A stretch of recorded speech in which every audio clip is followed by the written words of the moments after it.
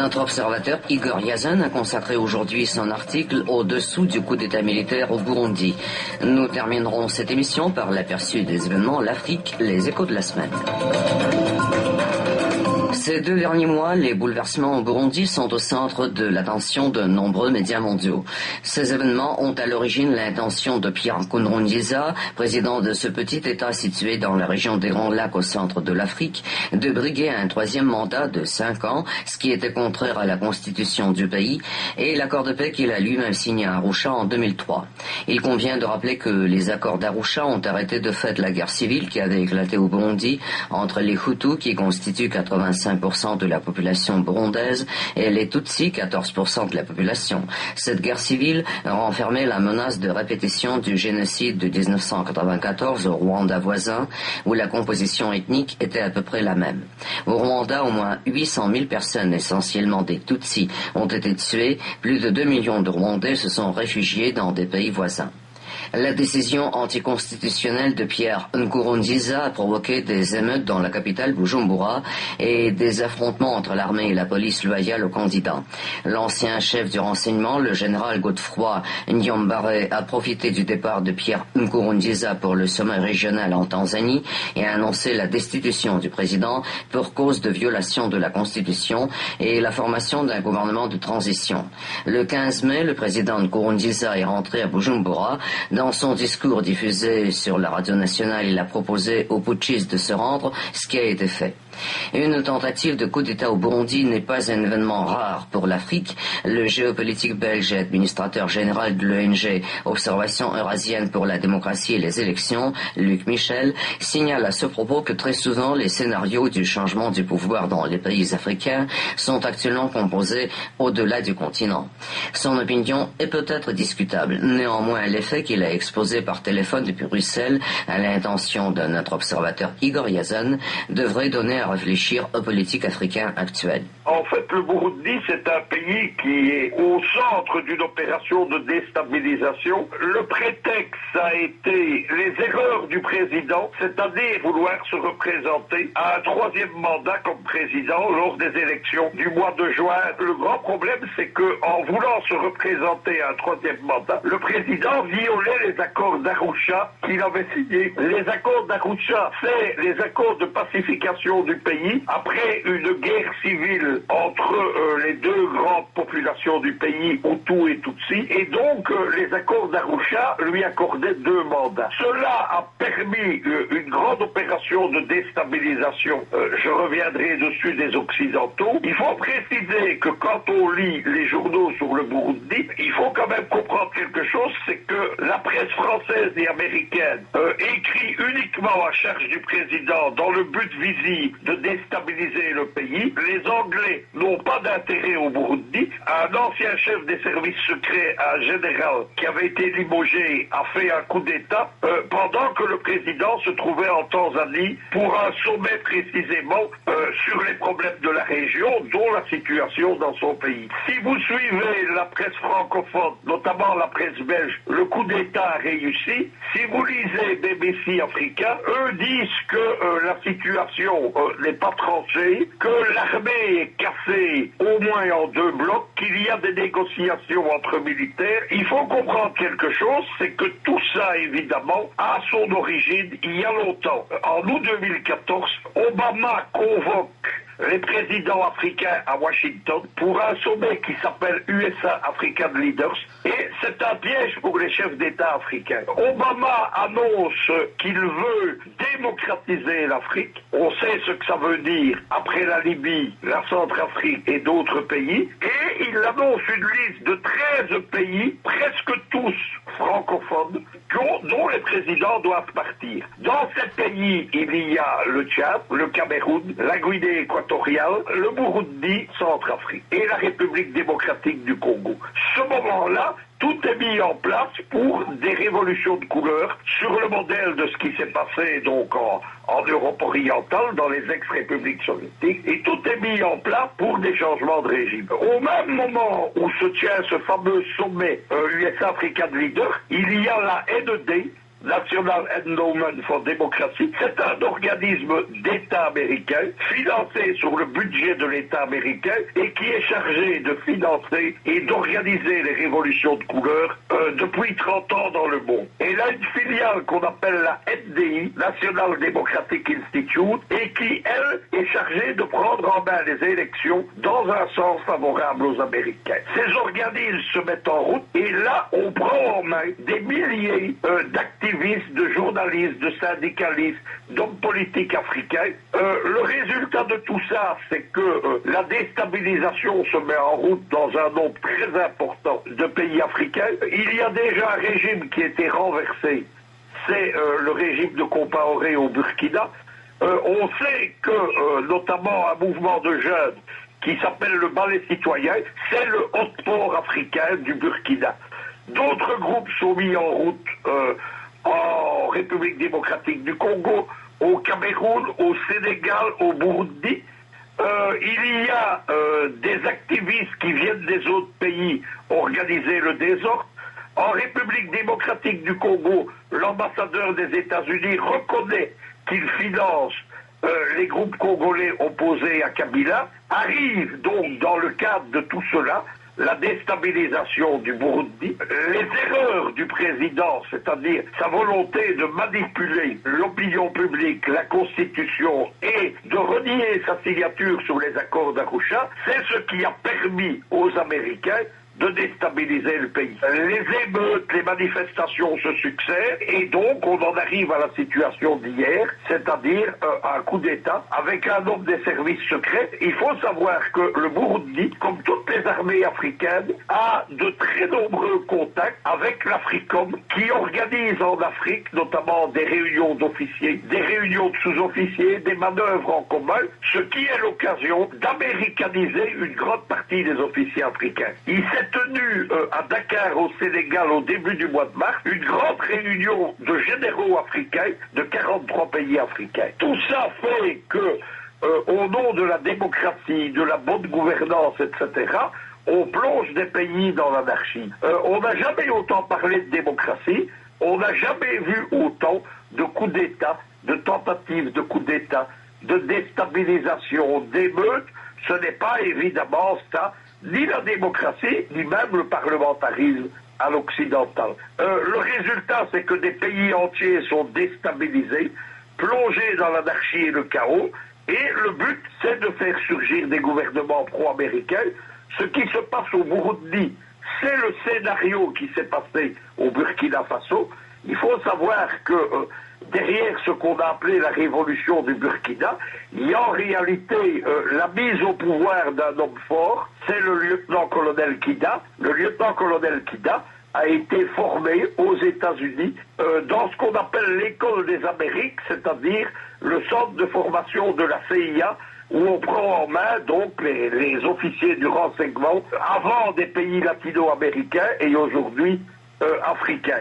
Ce qui se passe maintenant au Burundi, il faut regarder à travers l'écran de fumée des médias. On a créé une situation qui est volontairement opaque, donc on ne sait pas très bien ce qui se passe et on a ressorti les vieilles peurs. Qu'est-ce que c'est les vieilles peurs? Celles des massacres ethniques, telles qui se sont déroulées au Rwanda ou au Burundi, entre les ethnies Hutu et Tutsi. Il y a peu de risques au Burundi, tout simplement parce que ce qui avait permis les massacres, c'était que l'armée était en grande majorité aux mains des Tutsis qui avaient été privilégiés par le colonialisme belge. La Belgique, lorsque l'Allemagne perd le contrôle de ses colonies au traité de Versailles, reçoit un mandat d'administration sur le Rwanda et le Burundi, et c'est l'origine de tous les malheurs de ces pays. Les Belges appliquent un schéma colonial de division sur une base ethnique que les Allemands avaient déjà favorisée, et ils favorisent donc la population qui est censée être évoluée, qui sont les Tutsis, contre les Hutus, qui eux sont des Bantous, et qui sont censés ne pas être évolués. En Burundi, à peu près les 15% de la population, c'est les Tutsis. D'autres, 85, c'est Hutu. La même proportion, ou plus que même proportion, était Rwanda. Le problème n'est pas la proportion, Igor. Le problème, c'est que avant la colonisation, ces populations vivaient sans problème. Et les Tutsis étant des passeurs nomades à l'origine, et les Hutus étant une population sédentarisée. Ce sont les Belges qui vont dresser une population contre l'autre, notamment en se servant des Tutsis dans les deux pays, pour administrer le pays. C'est ce qu'on appelait la politique en Belgique des chefs coutumiers. Lorsqu'arrive la décolonisation, à nouveau, la Belgique, mais aussi la France, va jouer là-dessus, et de façon à maintenir des régimes favorables aux Occidentaux. Tout ça éclate suite au grand attentat contre Abadirama, le président du Rwanda, et il y a donc une guerre civile au Rwanda qui débouche sur un génocide, et il y a une guerre ethnique qui débouche sur des massacres de masse au Burundi. Les accords d'Arusha mettent un terme au Burundi, et à partir de ce moment-là, il ne faut plus comparer la situation du Rwanda et du Burundi. Le Rwanda passe dans la zone d'influence américaine. Kagame, jusqu'il y a quelques mois, c'est un homme des Américains. C'est le pays sur lequel, géopolitiquement, les États-Unis s'appuient pour contrôler la région des Grands Lacs. Il y a un intérêt particulier. Obama a un ambassadeur spécial dans la région des Grands Lacs, qui est une espèce de proconsul. Le Rwanda, c'est un pays qui est en train d'être anglicisé depuis une génération, sur la volonté des Américains. Kagame étant un anglophone, il a été notamment le chef des services secrets ougandais dans la première partie de sa vie comme réfugié politique. Le Burundi, lui, continue à être dans l'influence de Paris. Donc Paris appuie la politique américaine de déstabilisation du gouvernement du Burundi. Mais les risques de massacres, etc., c'est quelque chose qui est mis en avant pour justifier une intervention occidentale. L'armée qui n'est plus aux mains des Tutsis, c'est une armée qui était constituée avec des officiers des deux ethnies et en intégrant les forces de la rébellion, l'ancienne rébellion, Hutu. Mais ce qui est réel, c'est que les Occidentaux veulent intervenir dans le cadre de l'ONU. Il y a un peu moins de 2 semaines, Paris, parlant comme une marionnette pour le compte des Américains, a déposé un projet d'intervention où les Nations Unies devaient avoir le pouvoir de s'ingérer dans le processus électoral et de décider de la constitution du Burundi et de son interprétation. La Russie et la Chine, soutenues par les BRICS, sont immédiatement intervenues et ont mis un veto sur la résolution occidentale présentée par Paris. Le ministre Lavrov a été très clair. Il a dit qu'il n'appartenait pas aux Nations Unies ou aux Occidentaux de discuter de la constitution du Burundi ou de sa vie politique, et que la solution appartenait au peuple du Burundi et à ses institutions. Il y a maintenant le coup d'État servant à cela, une deuxième tentative, il y a une réunion qui est prévue demain normalement du Conseil de sécurité, et le but évidemment c'est non seulement de s'ingérer dans la Constitution, mais d'envoyer une force d'interposition, c'est-à-dire de consacrer l'éviction du président et un pouvoir de transition qui vise à transformer un pays et à changer non seulement son régime politique, mais à l'intégrer dans la globalisation libérale. Voilà donc ce qui se passe au Burundi. La situation n'est absolument pas claire. Il faut quand même savoir quelque chose, c'est que Obama a donc désigné 13 pays. L'un de ces pays, c'est le Burkina, a déjà un changement de régime. La transition, on y revient, étant prise en main par des forces pro-américaines. Le second pays où on tente le coup directement, c'est le Burundi. Il y a aussi des révolutions de couleur rampante au Gabon, en République démocratique du Congo. Il y a maintenant des tentatives de déstabilisation contre le Cameroun, contre la Guinée équatoriale où on cible les élections générales de 2016. Vous savez que j'ai rencontré le président de Guinée équatoriale. Il y a maintenant une nouvelle tentative de déstabilisation qui est en train d'être lancée contre le président du Tchad, Idriss Déby Itno, où on le présente comme l'un des 10 plus grands dictateurs de tous les temps. Ça vous rappelle quelque chose? C'est ce qu'on disait de Kadhafi, de Saddam Hussein ou des Assad. Tous ces pays sont victimes aussi d'une déstabilisation par les ONG occidentales, dont le rôle est important, et sont victimes d'une déstabilisation en partie par les djihadistes du style Boko Haram. Voilà donc le schéma des révolutions de couleur Made in USA en Afrique. Le Burundi, c'est un des maillons de la chaîne. Il faut dire, le mot de la conclusion, Igor, c'est que les Américains rejouent toujours, évidemment, les scénarios gagnants du passé, et donc ils essayent d'appliquer la fameuse théorie des dominos. Ils pensent que si un certain nombre de pays changent de régime, les autres vont suivre, et c'est la raison pour laquelle, évidemment, ils se sont attaqués en premier, non pas aux régimes forts que sont le Tchad ou le Cameroun ou la Guinée équatoriale, mais ils se sont attaqués à des régimes faibles, le Burkina Faso de Compaoré, le Burundi aujourd'hui, la République du Congo de Kabila où l'État s'est effondré.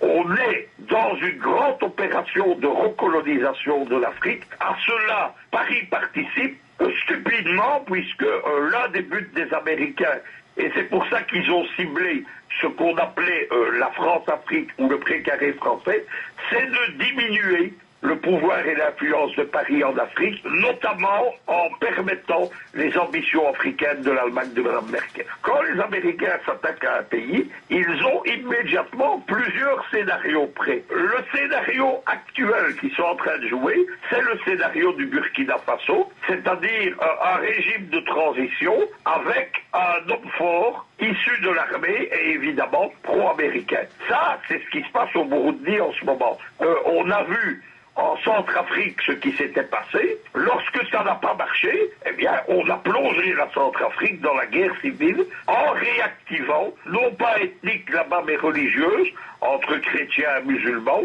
Il est bien certain que si le Burundi ne s'aligne pas immédiatement sur les plans des Occidentaux, ils vont réactiver évidemment le conflit ethnique. Il y a deux choses qui vont jouer dans tout cela contre les Américains. C'est le fait que les Russes et les Chinois ont pris la mesure de la menace américaine en Afrique, comme on l'a vu lors de la précédente réunion du Conseil de sécurité sur le Burundi. Ils s'opposent donc maintenant directement au plan américain, et donc la Russie s'oppose. Elle va évidemment s'opposer aux projets occidentaux au Conseil de sécurité. Le problème évidemment, c'est que les erreurs des chefs d'État africains, il y a des chefs d'État africains qui veulent à tout prix se maintenir au pouvoir, c'est ça qui a favorisé les plans occidentaux, des chefs d'État africains autistes qui refusent de voir la colère du pays, et il répond au fait que la mise hors jeu politique de l'opposition, c'est ça aussi qui favorise les plans occidentaux, comme on le voit aujourd'hui au Burundi. Vous avez entendu à notre micro le géopolitique belge, administrateur général de l'ONG Observation eurasienne pour la démocratie et les élections, Luc Michel.